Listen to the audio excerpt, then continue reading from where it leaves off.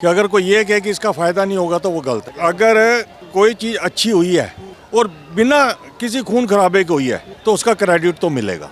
अगर आप इस बात को भी जोड़ो तो एक बात कही गई थी कि अगर आप मंदिर का नाम लोगे तो खून की नदियाँ बह जाएंगी। विपक्ष तो यही कह रहा है। खून की नदियाँ बह जाएंगी। ये नॉर्मल हुआ, कोर्ट के थ्रू हुआ ना। बट विपक्ष यही कह रहा है कि कोर्ट के थ्रू हुआ है। वही कह रहा हूँ। इसमें मोदी जी का हाथ कहाँ है, ये कह रहे हैं। यही कर। आप एक बात बताइए, अगर आपको ये रूल बनाते हैं, रूल बना देना ही सफिशिएंट है या उसको लागू करना सफिशिएंट है? कानून बनाना जरूरी है, लागू करना जरूरी। गवर्नमेंट ने, कोर्ट ने कहा कि आप मंदिर बनाइए। बनाएगा कौन? जो सरकार में होगा। वो उसको अपने के मुताबिक कर पाया? जो अभी ये मुद्दा है भी कब बनाओगे, डेट बताओ, डेट बताओ।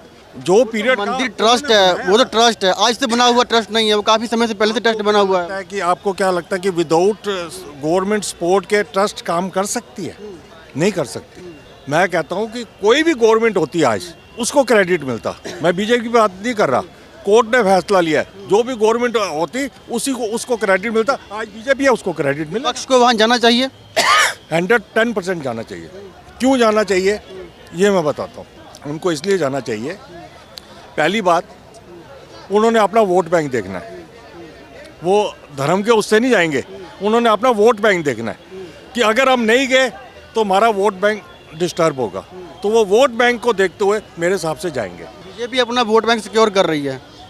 दोनों साइड कर रहे हैं, दोनों साइड कर रहे हैं। वो सबको कह रहे हैं कि आप पहुंचिए, 22 को नहीं जाइए, उसके बाद आइए। देखो वोट बैंक को तो जितना ये काम हो रहा है सारा वोट बैंक के लिए ही हो रहा है। अगर आप ये कहो कि आस्था के लिए जा रहे हैं तो आस्था के लिए तो आम लोग जाएंगे, लीडर लोग नहीं। एक मुद्दे के ऊपर और बात कर लेते हैं। जैसे हेमंत सोरेन साहब जो हैं, झारखंड के मुख्यमंत्री हैं, और केजरीवाल साहब, इनके दोनों के ऊपर समन मतलब बार बार आ रहे हैं। उनके ऊपर तो 7 बार आ चुका है, ठीक है ना। खबरें ऐसी भी आ रही हैं कि वो अपना पद जो है छोड़ने वाले हैं, कहीं अपनी बीवी को जो है वाइफ को देने वाले हैं अपना पद। यहाँ पर अभी ये ऐसी बातें चल रही थी कि कहीं गिरफ्तारी होने वाली है, जो आतिशी हैं वो कह रही थी। तो क्या लगता है ये ईडी का जो इतना बार बार समन भेजा जाना, क्या पॉलिटिक्स हो रही है क्या इसके ऊपर 2024 के मतलब? देखिए, पॉलिटिक्स तो बहुत साइड से हो रही है। उसका रीज़न क्या है?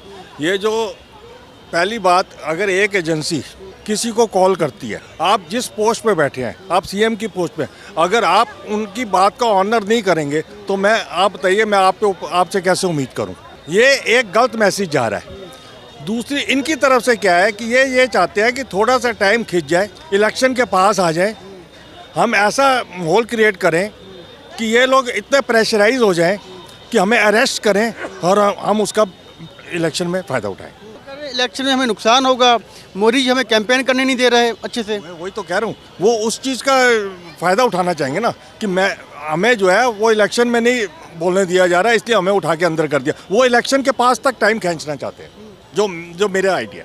केजरीवाल जी ने ये भी कहा कि अगर पैसे की बात है, अगर घोटाले की बात है, तो पैसा इतने करोड़ जो रुपया था वो कहाँ गया? ईडी पकड़नी क्यों नहीं पाई? वो पैसा आखिर है कहाँ पर? पकड़ो पैसे को। इसका बड़ा सिंपल सा जवाब है, ये मामला शराब घोटाले का है। अगर आप उस केस को पढ़ेंगे और देखेंगे, अगर मेरी कमीशन मेरे को किसी काम की 2 रुपये मिलती है और उसको आप 22 रुपये कर देते हैं या 12 रुपये कर देते हैं और मेरे बिना के, तो उसकी भी जांच होगी। और अगर इसमें कुछ नहीं मिला तो मेरा ये कहना है कि जो डिप्टी सीएम साहब अंदर हैं, उनको जमानत क्यों नहीं मिल रही? उनको जमानत क्यों नहीं मिल रही? पहली बात यह है, इट मीन्स कि गवर्नमेंट को कुछ, कोर्ट को नज़र आ रहा है, कुछ दाल में काला है। सीएम साहब को, जो हमारे सीएम साहब हैं, उनको उन्होंने जो कॉल करा है संबंध, वो कह रहे हैं कि आप पहले बताइए कि आप हमें किस लिए बुला रहे हैं। ऐसे नहीं होता, क्वेश्चन बाद में सामने आते हैं। आप जब टेबल पे बैठेंगे, आपको पूरा शेड्यूल दिया जाता है कि हमारे ये और ये उनको भी पता है कि शराब नीति के लिए बुला रहे हैं, उससे रिलेटेड क्वेश्चन है। आप जाइए, उनके जो सवाल है उनके जवाब दीजिए, और अगर उनको डाउट होगा तो आपको अरेस्ट करेंगे, नहीं होगा तो आपको छोड़ देंगे। एक और क्वेश्चन ये है, विपक्ष लगातार ये सवाल उठाता रहा है कि जितनी भी कार्रवाई हो रही है वो विपक्ष के ऊपर ही हो रही है। मोदी सरकार या फिर बीजेपी के अंडर में जितने भी नेता आते हैं वो पाक साफ है क्या? उनके ऊपर कोई कार्रवाई हुई नहीं है अभी तक। ये क्वेश्चन विपक्ष का बनता है, ये कहना तो बनता है, इसमें तो कोई दो राय नहीं है कि बीजेपी वालों के केस क्यों नहीं हो रहा। कुछ के केस चल भी रहे हैं, ऐसी बात नहीं है कि केस नहीं चल रहे, बट नो डाउट विपक्ष पे ज़्यादा है। अब जैसे आप कह रहे हो कि ईडी का इस्तेमाल हो रहा है, विपक्ष तो यही कह रहा है, जिनके पास पैसा मिल रहा है वो भी तो ईडी पकड़ रही है। अभी कांग्रेस के जो लीडर के पास 500 कितने करोड़ों रुपए मिले, अगर ईडी नहीं जाती तो कैसे मिलता? वो जायज़ है, ठीक है, पकड़े गए, उसमें कोई दिक्कत नहीं है, पकड़े तो गए हैं। क्या बीजेपी के नेताओं के पास पैसा नहीं है? क्या जेब खाली है उनकी? क्या उसका जेब कहाँ खाली, उसका जेब भरा हुआ है, जेब भरा हुआ है। जो बीजेपी के लीडर्स हैं, मैं ये नहीं कहता कि उनके पास पैसा नहीं है, पैसा सबके पास है।